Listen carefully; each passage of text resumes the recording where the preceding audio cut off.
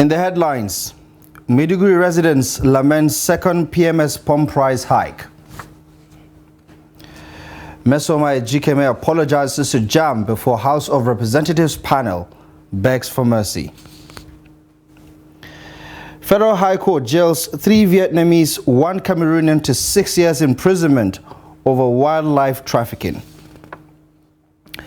And on the foreign scene, rescue workers continue search for survivors after landslide leaves many dead in central Colombia. Hello there, good afternoon and welcome to Trust News Update. I'm Abdullahi Ahmed.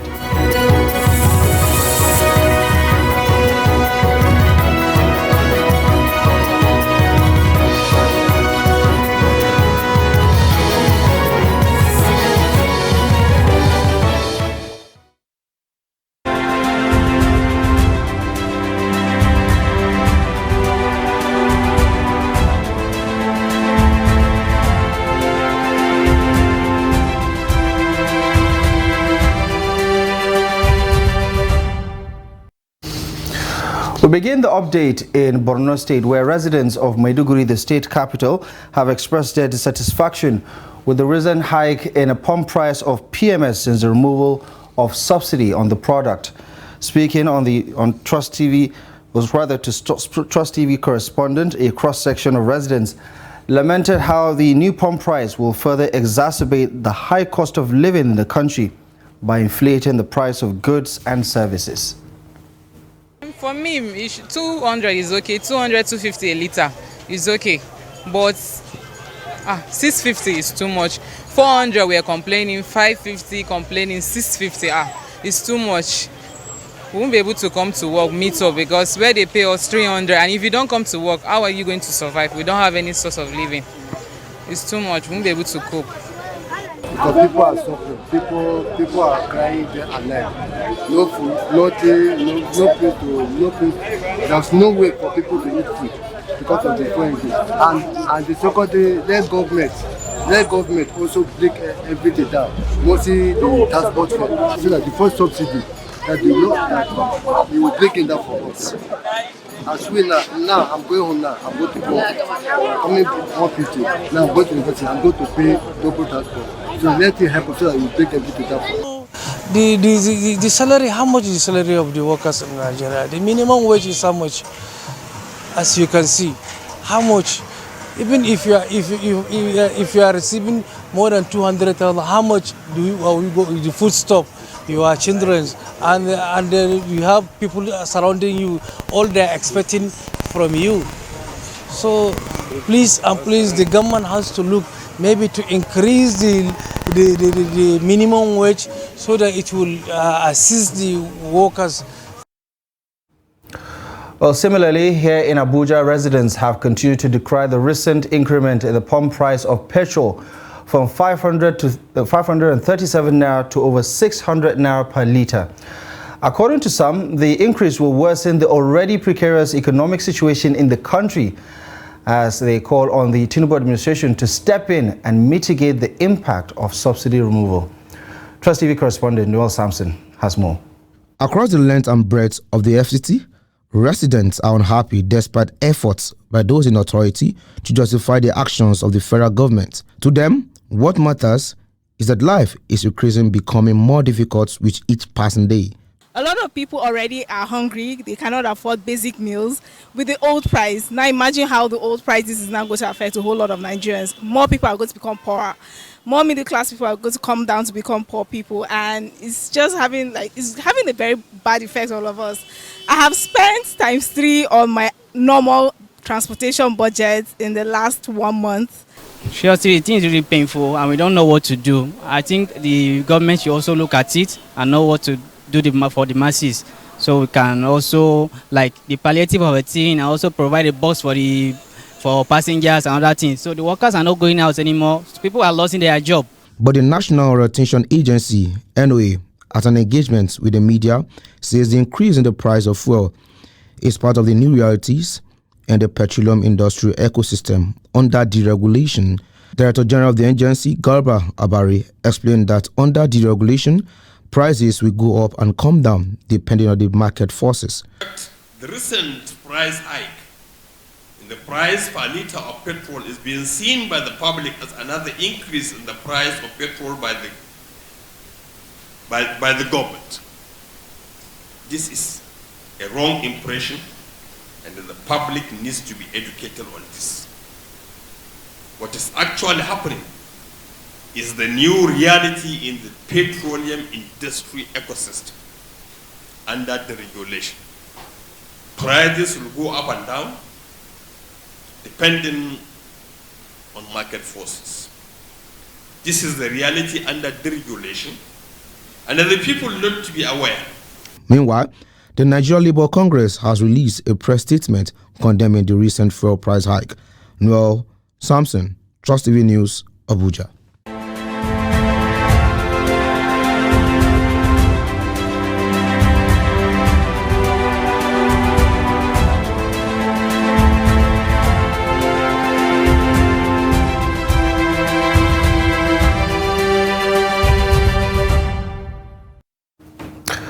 Now, President Bola Tinubu has continued his consultation with key stakeholders on how to reposition Nigeria's economy.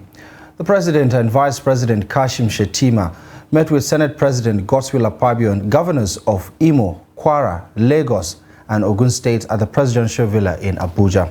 The former governor of Kano State, Abdullahi Ganduje, was also in attendance.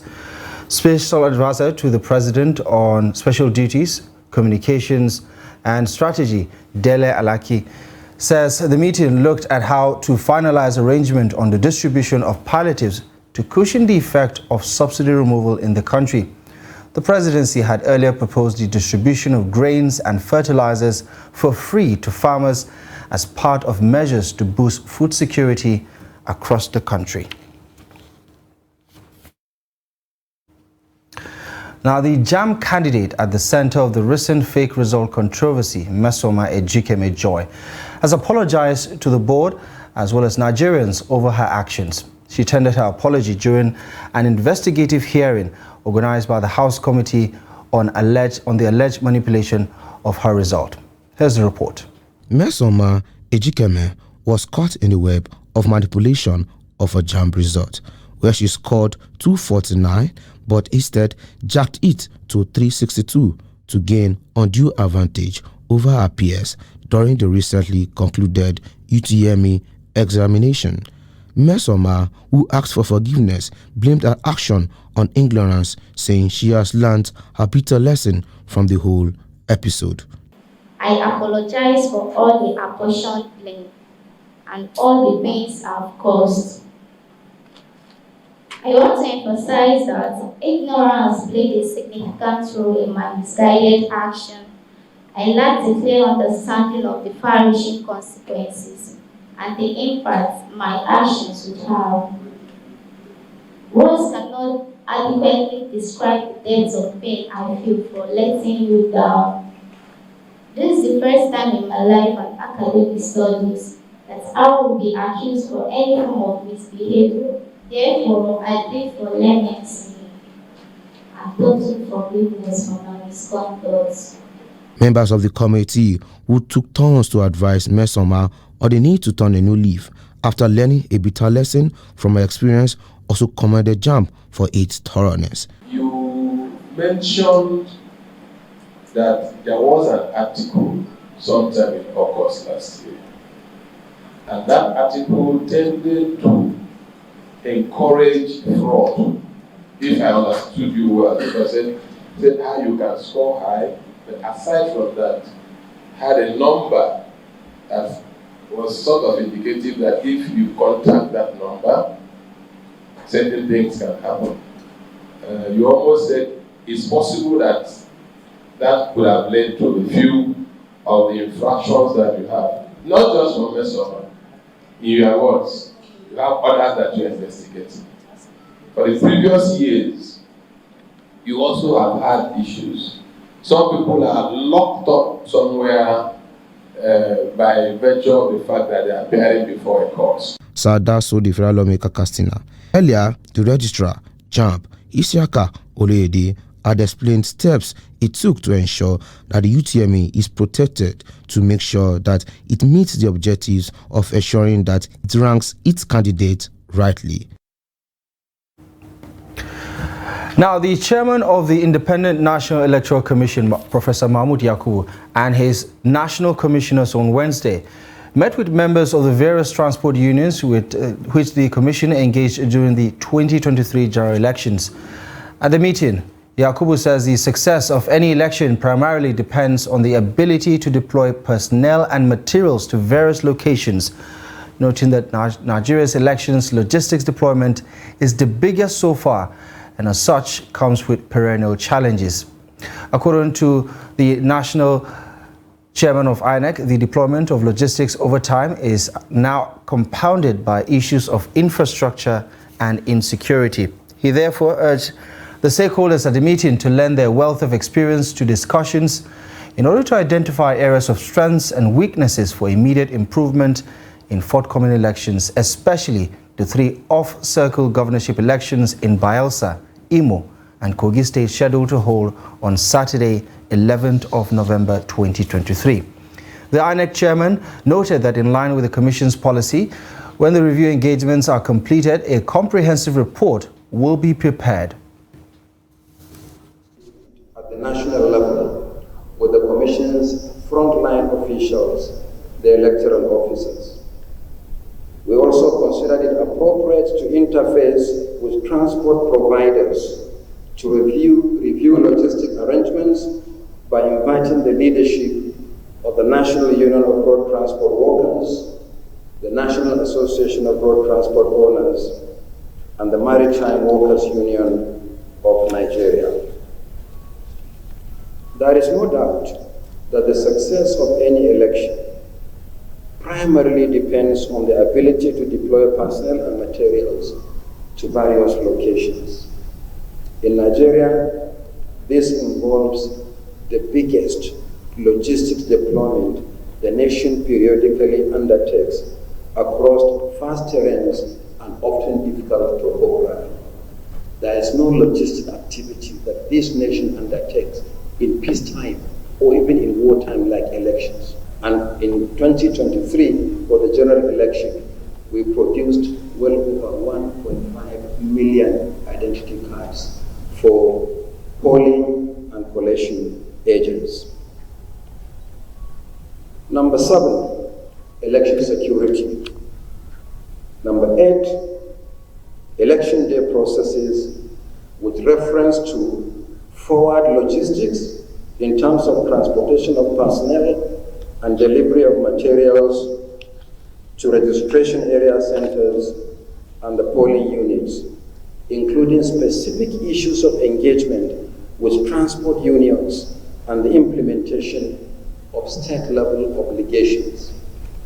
We have a memorandum of understanding with the unions, but we have contracts with individual transport providers, and a certain percentage of the cost of each vehicle goes to the unions for effective supervision. Would like to hear from you. In other news, the Acting Inspector General of Police, Kayode Egbetokun, is on a visit to Plateau State for an on-the-spot assessment of the security situation in the state. Egbetokun also paid a courtesy visit on Governor Caleb Mutfwang at the government house in Jos. The visit is on the heels of the recent attacks in communities across Mangu and Riom local government areas of the state, alongside other parts of Plateau State, where more than 300 lives have reportedly been lost. The Inspector General of Police says the reports he received indicate that the attacks were based on political, social, and economic factors, which requires the cooperation of both government and stakeholders.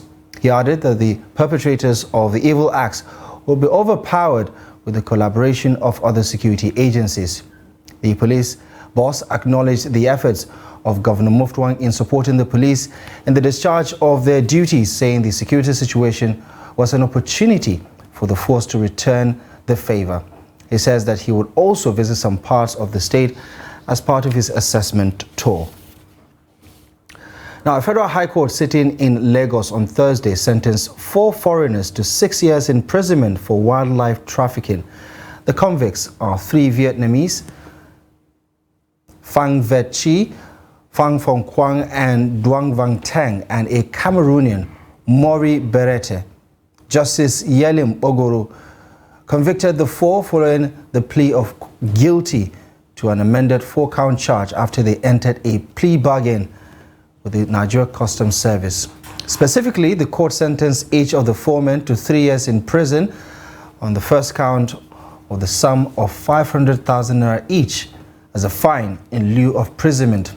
According to the terms of their plea bargain, the convicts will assist in providing useful information for the arrest of other persons at large who are involved in wildlife trafficking trade within and outside Nigeria. The convicts also agreed to stand as witnesses for the prosecution when required to do so in the event that the absconding suspects involved in the trace of illegal wildlife trafficking within and outside Nigeria are arrested now or at any time in the future. The four have been standing trial since last year alongside 2 Nigerians, namely Babangida Mahmoud and Olamilekon Adeneka, and a Guinean, Fufu Dajo Evariste. Now, the 7 defendants were arraigned by the Nigeria Customs Service on July 22nd last year for alleged illegal possession, dealing, assembling, storing, smuggling, and trading in pangolin scale and elephant's ivory.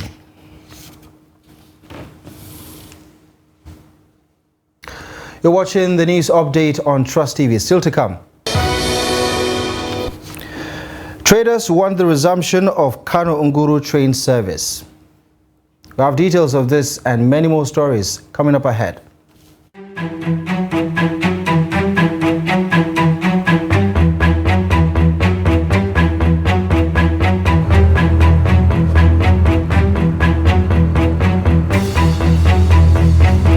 How do they come to Nigeria? They have to come through Niger Republic.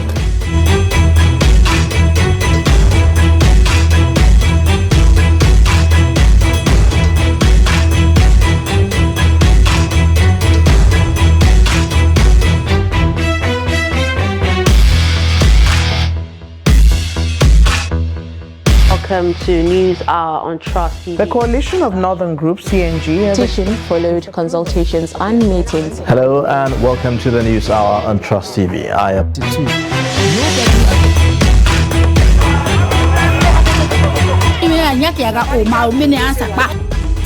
Where do they get what? How do they survive? Kidnapping is just an extension of cattle rustling.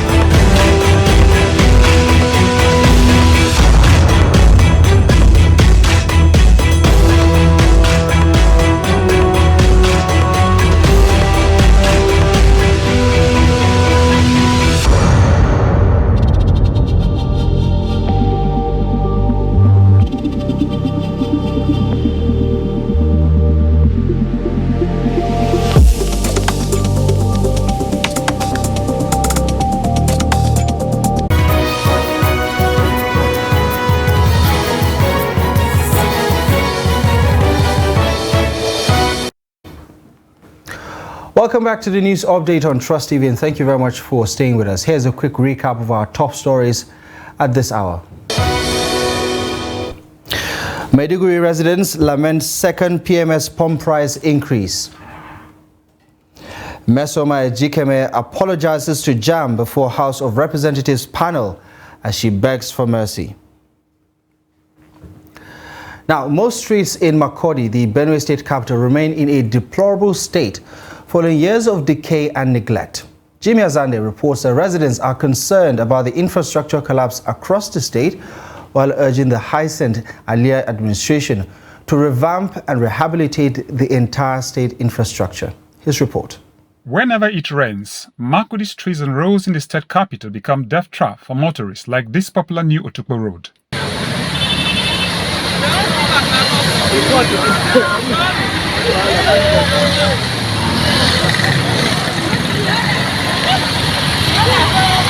This is the situation in many other areas, as explained by some residents of Makurdi. Especially during rainy season. If you come to Makurdi, the few streets that are tied, they are already spoiled. I don't know what the government is doing, because Makurdi as a metropolitan city in Benue State need to have standard roads. That even the road constructed in Makurdi don't have standard. I think that's why when it comes to rainy season, water will spoil everything. Because Makurdi is in a valley. So if you are building a road where it is a valley, then you should know the standard you are giving to that road. The road has been bad for so long, and government is not giving much attention on them. Government has neglected the local roads, especially the feeder roads in Makurdi. And when you will see that during rainy season, you will find it very difficult even to move from other even within the state, because if you see the condition of roads, they are very deplorable. Some of the residents are, however, hopeful that Governor Hyacinth Alia will give the state capital a facelift. It is very, very bad. When rains, you will not be able to at least trip to some places because of the bad position of some of the road. But I believe the government of Hyacinth Alia, and in collaboration with the government of Tinubu, will set everything in order. And Benue State too will look as if it's a state capital. Apart from the flooding, some streets are now death traps due to total neglect or substandard construction in the past. Jimmy Azande, Trust TV News, Makurdi. From Benue, let's head over to Yobe State, where traders in Nguru local government area of the state are calling on the federal government to restore Kano to Nguru train services. The Kano Nguru train service has been facilitating movement of mostly agricultural commodities and other goods from the commercial city of Kano to Nguru town in northeast Nigeria. Trust TV correspondent Idris Jibril reports that the train service has stopped operations for over a year. For over 1 year now, this place, which used to be a hub of loading and uploading goods from Nguru in Yobe State to the Nigeria's commercial city of Kano, has now stopped operation. I believe the reason why the train stopped coming is because we don't have people who will put pressure on the authorities. Because coming of the train is a relief to the poor man. Whenever it stops, a lot of businesses also stops. Traders say despite efforts to get the authorities restore the train services was not successful. Some say that as a result of the operational challenges against that trend, that restrained the train from coming from the Kano to this present town. And the most of our own journey, like we have the lots of the masses over there in this present town. But what they needed now, they needed the assistance of the government to come into their aid as a result of the provision of that train for them now here. But we failed to get. According to residents in Nguru town, over the years, the Nguru-Kano train transportation has remained a major means of transporting goods to Kano for onward distribution to other parts of the country. Unfortunately, most of the facilities here were alleged to have been stolen. Before now, when you enter this place, you will know that it's a train station. But now they have stolen everything. Today they will bring a new station manager. The next thing he will start selling the train parts in our very eyes. High cost of diesel and logistical problems are some of the few but major challenges believed to have been threatening the continued operation of Nguru to Kano train services. Although all attempts to speak with the station manager was not successful, however, Chairman of Nguru local government Madu Kachalla say they are presently in touch with the officials of the Nigeria Railway Corporation to see how the situation could be resolved. We visited the railway officials 3 times to see how they can repair where was said to have been damaged, and they promised to come. We in fact trying to see how to modernize the railway so that it can even pass from here to Gashua down to Damaturu. Meanwhile, from both sides, traders are hopeful that the federal government will intensify efforts to restore its operation for the overall development of the nation's economy. Idris Jibrin, Trust TV News, Yobe. Now, to developments on the international scene, more than 400 military troops, firefighters and other rescue workers in search of missing people under intense downpours 2 days after a flood disaster left 20 people dead. Authorities in Colombia say heavy rains have complicated the search for 9 people still missing after a landslide that killed at least 20 people. More than 400 military troops, firefighters and other government rescue workers are searching for survivors under intense downpours days after Monday's disaster. Several homes were destroyed and a major trade artery was blocked after torrential rains hit the Quantami municipal area late on Monday. 15 bodies, 4 of them children, had been recovered from the mud and rubble on Tuesday before the search was temporarily called off due to bad weather. The other 5 victims were discovered on Wednesday. Authorities are monitoring the area with technological equipment to be able to identify risks and, in case it becomes necessary, to evacuate first responder groups in the area.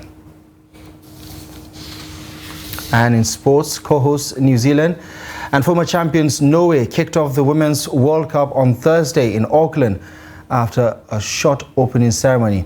A minute silence was observed for the victims of a shooting earlier in the day across the city. The short ceremony at Eden Park had the indigenous people of host nation Australia and New Zealand at its center, and singers Benny and Morat the official tournament song Do It Again. The World Cup trophy was presented before the 2 teams kicked off the biggest Women's World Cup to date, increased to 32 teams from 24 at the last edition in 2019 in France. Australia were set to play Ireland in the opening day's other game. Now, 2-time reigning and 4-time record overall champions USA are the top favorites for this year's edition, with other contenders including 2-time winners Germany and European Championship side. The World Cup, which runs until August 20th, started under a cloud of shooting earlier in the day, which saw 3 people dead, including the suspected gunman, while 5 others sustained injuries. Football's governing body, FIFA, said later that the opening ceremony would, quote, proceed as planned, and the added minute silence was impeccably observed at the stadium. Nigeria Super Eagles face Canada, Australia, and the Republic of Ireland in Group B. All the very best to Nigeria's Super Falcons. Well, that's it. You're up to date with the latest news stories at this hour. Feel free to follow us across our social media platforms for more, and do visit our website, trusttv.com. My name is Abdullahi Ahmed. Thank you for watching.